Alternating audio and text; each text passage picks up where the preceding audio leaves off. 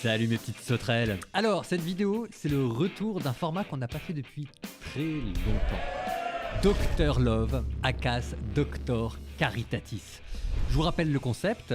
Vous m'envoyez vos questions ou vos témoignages plutôt courts, parce que sinon je peux pas les mettre à l'écran. Donc on reste simple. Par mail de manière anonyme sur contact@l'amourvaincra.com et vous mettez Dr Love dans l'intitulé du message, comme ça je comprends, et hop, vous avez le droit à une petite dédicace et la réponse du frère Paul Adrien en vidéo sur des questions. Alors là, on s'était plutôt axé sur la question sentimentale et vie affective, parce que c'est bien connu.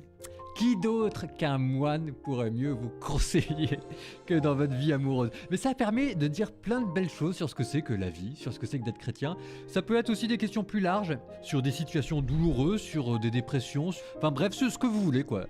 Si jamais j'avais un petit demande à faire, moi j'aimerais bien en faire un peu plus spécialisé sur les personnes qui se convertissent de l'islam. Donc si jamais tu es musulman, que tu te convertis à l'islam et que tu as des questions, que c'est compliqué, ben tu m'envoies tes questions sur contact@l'amourvaincra.com. On y va, vos questions, mes réponses. Et de 1, je pense à elle depuis que j'ai 18 ans. Elle a l'air d'être une bonne chrétienne, avec de belles valeurs et une belle personnalité.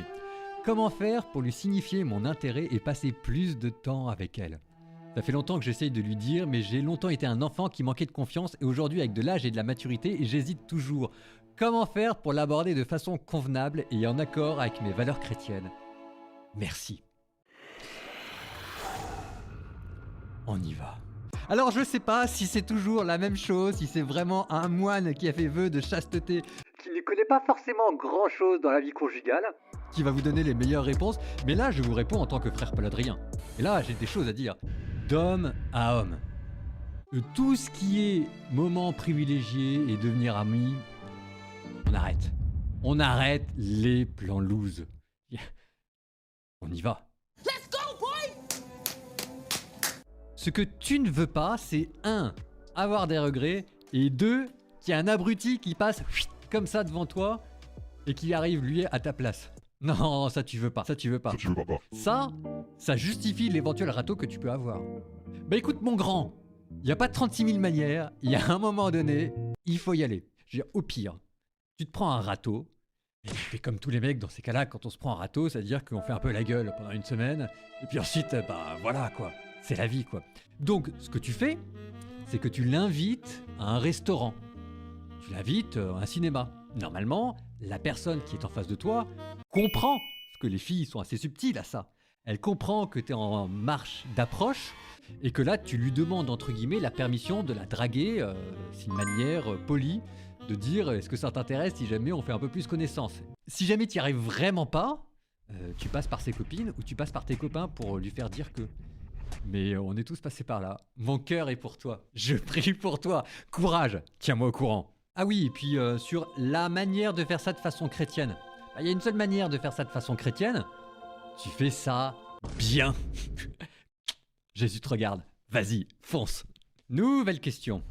Tombant une énième fois sur l'une de vos vidéos, en l'occurrence vos docteurs caritatis, je me permets de vous écrire. Promis, même si je suis une femme, je vais essayer de faire clair et concis. Alors... Moi je l'aurais écrit, hein, on m'aurait dit que j'étais sexiste. Ce qui me fait hurler de rire, c'est qu'en fait après le message est super long. Donc en fait je vais vous la faire simple en une phrase. Donc là la personne est avec une protestante, avec un protestant, et il voudrait savoir si la différence de religion, protestant je suppose évangélique, catholique, qu'est-ce qu'on en fait quoi. Donc la personne me dit ça rentre pas tout à fait dans le cadre catholique athée ou catholique musulman. Là c'est catholique protestant. Alors, c'est pas ce que l'Église vous conseille. Parce que vous sentez bien que le mariage c'est quelque chose de compliqué et que même quand on a tous les éléments de son côté pour ça marche, on a parfois des mauvaises surprises. Donc il faut toujours essayer de veiller à ce que ce soit entre guillemets le plus facile possible. Et la religion, c'est quelque chose qui est sous-estimé dans la vie des gens. C'est quelque chose en fait de beaucoup plus important qu'il n'y paraît, parce que derrière il y a l'éducation des enfants, derrière il y a comment on réagit face à la maladie, face à la mort, face au pardon, etc. La religion ne doit jamais être sous-estimée. Donc l'Église vous déconseille, même pour aller jusque-là, l'Église vous conseille de ne pas vous marier avec un non-catholique. Maintenant, on connaît tous des personnes qui sont mariées avec des non-catholiques et pour qui ça se passe très bien. Donc c'est une différence entre vous déconseiller parce qu'on pense que ça va être compliqué et puis vous interdire. C'est pas interdit, donc vous avez le droit. La règle, en fait, est, moi ce que je me dis, un peu du bon sens. Ça veut dire que si jamais vous mariez avec quelqu'un qui n'est pas catholique, vous n'allez pas pouvoir compter sur lui pour qu'il vous emmène à la messe le dimanche. Ça veut dire que vous, dans votre vie, quand il y aura des hauts, quand il y aura des bas, ben, qu'est-ce que vous allez faire? Donc c'est à vous de vous connaître. Alors après, ce qui est de beau, c'est que si jamais c'est un protestant, vous pouvez quand même prier avec lui. Et que ça fait une grande différence quand même de vous dire qu'avec votre futur mari, vous allez pouvoir vous prier. Il y a autre chose à prendre en compte. C'est le degré de militantisme de la personne en face de vous. Plus la personne est militante, quelle que soit sa religion, plus ça peut engendrer des micros ou des grandes frictions. Donc avec tout ça, c'est à vous de voir. Maintenant, c'est aussi de jouer les choses cartes sur table, parce qu'après tout, si jamais la personne est ultra pratiquante dans sa religion, elle a peut-être aussi un cœur en or.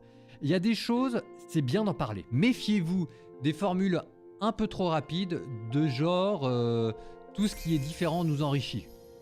C'est vrai, mais là en même temps, vous lui ouvrez votre intimité, vous n'avez pas constamment envie d'avoir un caillou dans la chaussure.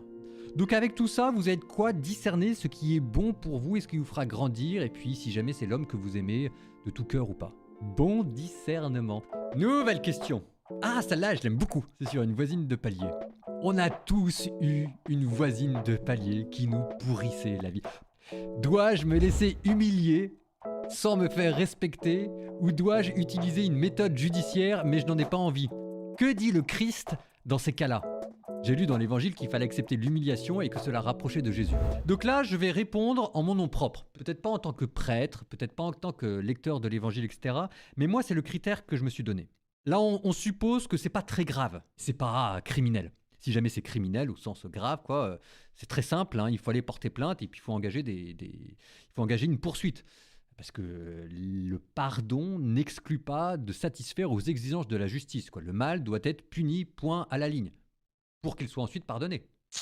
Donc là, si jamais il s'agit de quelque chose de pas trop grave, mais qui vous pourrit la vie, bah, la règle que moi je me suis donnée, c'est qu'il y a un moment donné, je regarde dans ma tête quand ça devient obsédant et que j'arrive pas à m'en défaire. Tant que j'arrive à gérer ça sans trop râler intérieurement, bah j'encaisse. Voilà, puis j'offre ça à Dieu et puis j'en mourrai pas. Mais il y a un moment donné, parfois ça revient tout le temps. Et là, dans ces cas-là, je vais voir la personne. Dans ces cas-là, je vais voir la personne, ou alors si jamais elle écoute pas, bah là, dans ce cas-là, vous pourriez poser une main courante. Parce que, en fait, ce que vous voulez, c'est que vous voulez être sûr d'encaisser pour de bonnes raisons, et pas parce que vous êtes lâche, parce que vous avez eu honte d'aller lui dire en face, parce que vous avez eu peur de perdre la face, parce que vous osiez pas sortir de votre zone de confort. Il y a un moment donné, quand vous n'arrêtez pas de râler dans votre tête, bon, bah, ça veut dire qu'il faut se prendre en main, faut agir, faut être viril, il faut aller voir les choses. Il faut que la miséricorde soit de la miséricorde et pas de la lâcheté ou alors le peur de se confronter avec les gens. Il faut que la miséricorde pour vous soit le symbole de votre force et de votre courage. En fait, c'est une fois que vous aurez fait tout ce que vous pouviez faire de manière légale, chrétienne, etc., que bah, là, bah, vous dites, bon, bah, j'ai posé ma main courante, je suis allé voir la personne, ça n'a rien changé, bon, bah maintenant, je passe à la suite et j'offre ça à Dieu, quoi. Et en fait, c'est là que vous pouvez pardonner. C'est là que votre pardon signifie vraiment quelque chose. Ça, c'est de la vertu. Ça, c'est le christianisme. Nouvelle question. Cette fois-ci, on retourne dans la vie affective. J'ai 21 ans et ça fait bientôt 3 ans que je sors avec mon copain. Au début de notre relation, il était très romantique et me montrait beaucoup d'affection. Mais plus le temps passe, moins il me montre d'amour. Et j'ai peur qu'un jour, il ne ressentira plus rien pour moi et qu'il finisse par me quitter. Je l'aime beaucoup, je ne cesse de le lui montrer. Il m'a même avoué que si notre relation tenait, c'est grâce à mes efforts. Je planifie déjà un futur avec lui, mais lui, il dit qu'il est encore trop jeune pour penser à de telles choses. Bon, écoute, bah alors là encore, hein, l'évangile te donnera pas tout de suite la marche à suivre, mais tu sens bien quand même qu'il y a un ou deux warnings. Tu sens bien quand même qu'il y a une asymétrie dans votre relation. Alors c'est normal qu'il y ait des asymétries. Tantôt c'est l'un qui est la locomotive, tantôt c'est l'autre. Puis dans la vie, il y a des hauts et il y a des bas. Mais si jamais vous n'êtes pas encore engagé, et si jamais au bout de 3 ans, il y a déjà la flamme qui est en train un peu de s'étioler, franchement, moi je vous connais pas. Je vous connais pas, je peux me tromper. Mais quand même, il y a un petit warning. En fait, c'est simple. Tu peux pas continuer indéfiniment à porter à bout de bras une relation. Une relation, ça marche si tout le monde y met du sien. On peut tout à fait être moins amoureux de son conjoint, mais il y a un moment donné, on essaye de se donner les moyens pour tomber amoureux, pour retomber amoureux, pour faire vivre la flamme. Et ça peut pas être toujours la même personne qui fait les efforts. En tout cas, le mariage, ça marche pas comme ça. 3 ans, ça commence déjà à durer. Alors tu dis, on n'en est pas encore là, je suis jeune, etc. Mais si jamais tu as 24, 26, 27 ans, ça fait 3-4 ans que tu es avec lui, normalement, on commence à arriver déjà à voir les choses. Et pour toi, ce sont des années importantes. Parce que tu n'auras pas tout le temps, toujours 24, 25 ans. Il faut que la personne en face s'engage. Si jamais la personne n'est pas prête de s'engager humainement, affectivement pour faire vivre votre relation, bah écoute, là il y a un signe clair. Alors en fait, ce qui se passe, c'est que nous, comme ça nous fait extrêmement mal, parce que forcément on est hyper investi dans la relation, on a envie de la sauver. Parce qu'en plus, on ne sait pas ce qu'il y a derrière, on ne sait pas si on va retrouver quelqu'un, etc. Mais tu veux pas aller dans une impasse. Et là quand même, ça ressemble à une impasse. Ça veut dire, en tout cas, un minimum, qu'il y a un warning dans ta tête et tu joues la carte de la prudence. Te mets pas dans des situations compliquées dans lesquelles tu vas pas arriver ensuite à sortir. Tu fais attention à toi. Là, tu dois pas d'abord penser à la relation. Vous n'êtes pas encore mariés. Tu dois d'abord penser à toi. Quel est le conseil que tu dirais à ta copine? C'est comme ça que tu dois agir. Nouvelle question. Celui qui a commis un péché mortel. Ah oui, ça c'était suite à une vidéo que j'avais fait sur l'enfer. Alors ça n'a rien à voir, mais ça fait aussi un peu de caté. Celui qui a commis un péché mortel est-il condamné à aller en enfer quoi qu'il advienne? N'y a-t-il pas de possibilité de se racheter? Alors ça va vite être plié. Dieu pardonne tous les péchés. Tout. À une condition. Faut lui demander pardon. Allez hop, salut tout le monde. C'est pas tellement le péché mortel qui vous emmène en enfer, c'est l'obstination dans le péché mortel. C'est ça ce qui fait toute la différence. Pour les autres, je vous rappelle que vous avez le sacrement de confession, et je sais que le sacrement de confession, c'est pas agréable, mais on n'a jamais encore tué personne dans le sacrement de confession. Venez vous confesser. Nouveau témoignage. Alors voilà, ça fait environ 3 ans que je suis célibataire, et je ne suis pas très vieille, alors ce n'est pas si grave. Mais j'étais avec un garçon que j'ai aimé très fort pendant au moins 2 ans. Notre relation s'est terminée à la suite d'une erreur de ma part. Et ça arrive.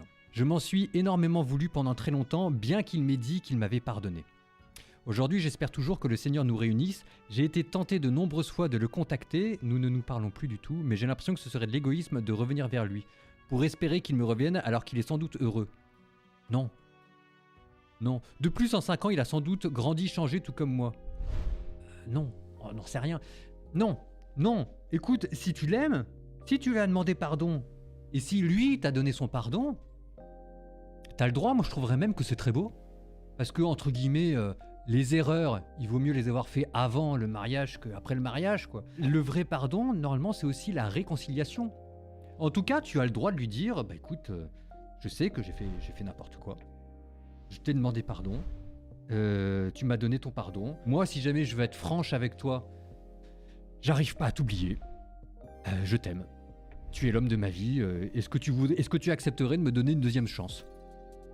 Honnêtement, je vois pas où est l'égoïsme là-dedans. Et moi, je trouverais ça beau que ça marche. Tu as perdu ton droit, entre guillemets, que lui te dise « oui, je vais te donner une deuxième chance ». Parce qu'effectivement, il a peut-être changé. Puis c'est une chose de pardonner, c'est une chose de vouloir se dire bah, « je t'ai pardonné, mais on va quand même recommencer ». Donc là, tu peux plus lui imposer de vouloir recommencer avec toi. En fait, c'est ça ce que donne le mariage. Quand on fait n'importe quoi et qu'on demande sincèrement pardon, on est en droit de demander à la personne en face qui vous laisse une autre chance. Là, vous n'étiez pas encore marié. Mais c'est pas de l'égoïsme. Ça reste quelqu'un que tu aimes profondément, pour qui tu es désolé. Et moi, franchement, bon, je ne vais pas parler à la place de cette personne-là, mais moi, je serais touché de voir que la personne que j'aimais, qui a fait n'importe quoi, qui est venue demander pardon, 5 ans après, 3 ans après, moi, je sais pas combien de temps, vient de me voir pour me dire « Est-ce que tu peux me laisser une deuxième chance ?» Ben, moi, j'ai un seul petit cœur, et a priori, je dis oui. Hein. Bon, enfin bref, je ne vais pas parler à la place de cette personne-là, mais vas-y. Moi, je prie pour toi. Bon, voilà. Alors, des questions comme ça, il y en a plein. Il y en a plein et c'est comme ça que je vous aime. Vous avez compris que je ne vous répondais pas forcément en tant que prêtre, mais là, vous avez senti l'homme qu'il y avait derrière. Donc, vous n'hésitez pas à m'envoyer vos questions. Pour le reste, vous n'hésitez pas à nous soutenir. Il y a un Tipeee qui est en bas. faut aussi que je paye les patates. Vous cliquez, vous vous abonnez, la vie est belle. Et puis, comme d'habitude, et du fond du cœur, l'amour vaincra.